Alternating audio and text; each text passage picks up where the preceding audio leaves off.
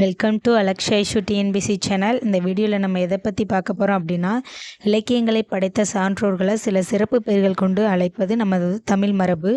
அப்படி சில சான்றோர்களையும் அவர்களோட சிறப்பு பெயர்களையும் இந்த வீடியோவில் பார்ப்போம். வாங்க, சில இம்பார்ட்டன்ஸை மட்டும் நான் சொல்கிறேன், நீங்கள் எல்லாத்தையுமே நல்லா ரீட் அவுட் பண்ணி விட்டுருங்க.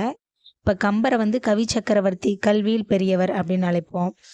நெக்ஸ்ட் பாருங்கள், தேவநேய பாவனர், அவரை மொழி ஞாயிறு அப்படின்னு அழைப்போம். பெருஞ்சித்திரனார பாவலரேறு அப்படின்னு அழைப்போம்.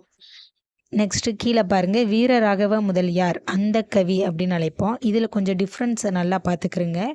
ஆசு கவி அவங்கள காலமேக புலவர் அப்படின்னு அழைப்போம். திருவிக்காவை தமிழ் தென்றல், தமிழ் பெரியார், தொழிலாளர்களின் தந்தை அப்படின்னு அழைப்போம். ஓகே, நல்லா ரீட் பண்ணிக்கிறோங்க.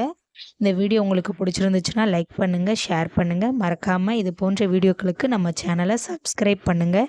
தேங்க்யூ ஃபார் வாட்சிங்.